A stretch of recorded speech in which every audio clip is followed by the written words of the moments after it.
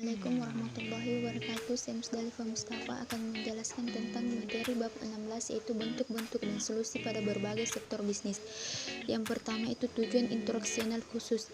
Bentuk risiko dan solusi pada berbagai sektor bisnis, membantu para pembisnis memahami dengan baik setiap risiko yang akan dialami.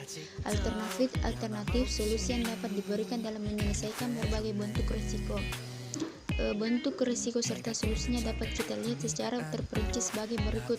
Yang pertama itu sektor bisnis pertanian dan perikanan, yang dimaksudnya itu seperti padi, palawija, kacang-kacangan, umbi-umbian, jagung dan lainnya.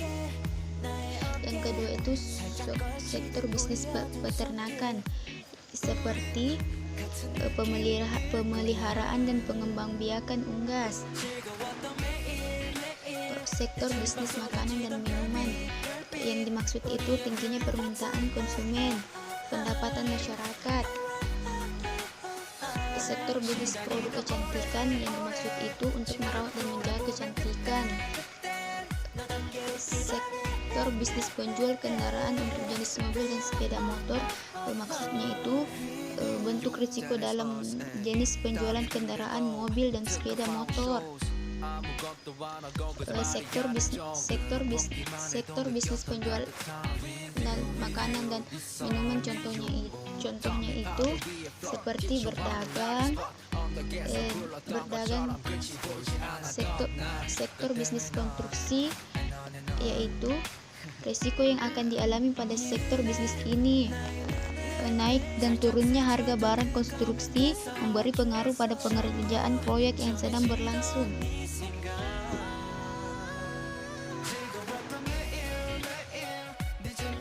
Assalamualaikum warahmatullahi wabarakatuh.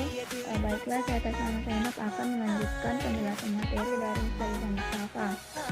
Selanjutnya, sektor bisnis tobacco manufaktur atau pabrik rokok. Adapun risiko yang akan dialami pada sektor bisnis ini yaitu keluarnya undang-undang atau peraturan dan keputusan lainnya yang tidak memperbolehkan merokok di tempat-tempat tertentu sehingga membatasi penjualan rokok. Adapun solusinya yaitu sebaiknya perusahaan rokok menjalin kerjasama dengan berbagai pihak dan melakukan kebijakan win-win solution, dalam artian tidak memaksakan kampanye secara berlebihan hingga memberi kesan terlalu mencolok karena faktor ini mengejar target penjualan. Selanjutnya, sektor bisnis asuransi dan perbankan. Adapun bentuk risiko yang akan dialami pada sektor bisnis asuransi yaitu jika perusahaan membuka kantor di kawasan yang berdekatan dengan gunung berapi, bencana tsunami dan rawan gempa, maka pada saat terjadi bencana gunung berapi dan sebagainya akan menjadi persoalan karena klaim asuransi yang harus dibayarkan adalah bukan satu atau beberapa perusahaan atau juga individu saja, namun bersifat keseluruhan. Adapun solusinya yaitu pelajari kondisi di area yang rawan terjadi bencana alam, termasuk memakai tenaga ahli yang mengerti tentang persoalan bencana seperti pakar geofisika dan geologi untuk mendeteksi kondisi pergerakan bumi. Pada sektor bisnis perbankan, adapun bentuk resikonya yaitu bagi perusahaan perbankan jika timbul permasalahan kredit macet seperti debitur tidak sanggup lagi membayar cicilan dan jaminan seperti rumah, di mana ternyata rumah agunan telah terbakar, terkena banjir besar, terhancur karena gempa, dan sebagainya. Dalam kasus ini, uang yang sudah dipinjamkan sulit untuk bisa ditarik kembali secara maksimal dan nilai agunan juga semakin rendah. Solusinya yaitu lakukan appraisal kredit dengan teliti dan detail dengan tujuan agar keputusan pencairan kredit benar-benar terjadi atas dasar kelayakan, bukan faktor tertentu yang tidak bisa dipertanggungjawabkan.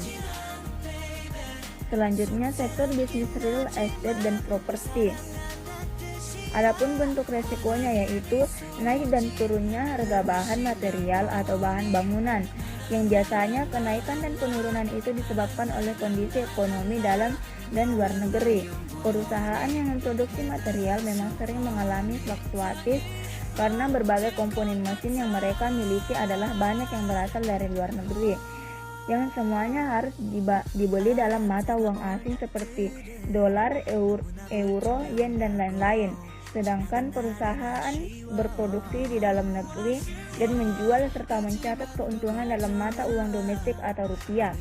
Solusinya yaitu yang pertama, perusahaan harus memiliki stok di gudang yang mencukupi guna mengantisipasi lonjakan harga di pasaran yang bersifat fluktuatif. Kedua, perusahaan juga harus memiliki cadangan finansial yang disimpan dalam bentuk antisipasi jika harga barang terus mengalami kenaikan dan persediaan di gudang ternyata sudah mulai menipis.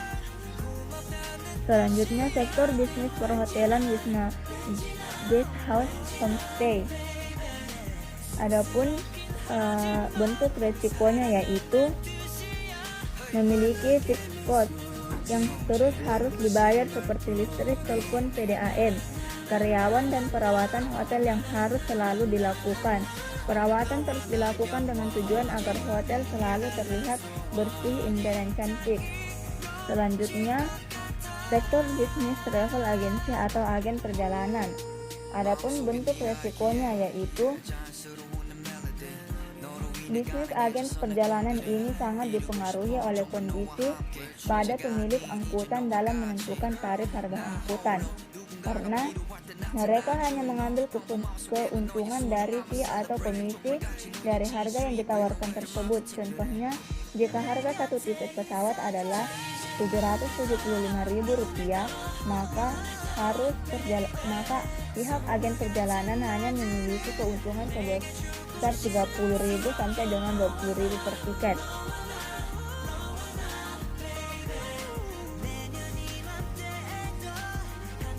Selanjutnya, sektor bisnis plastik atau plastik bisnis.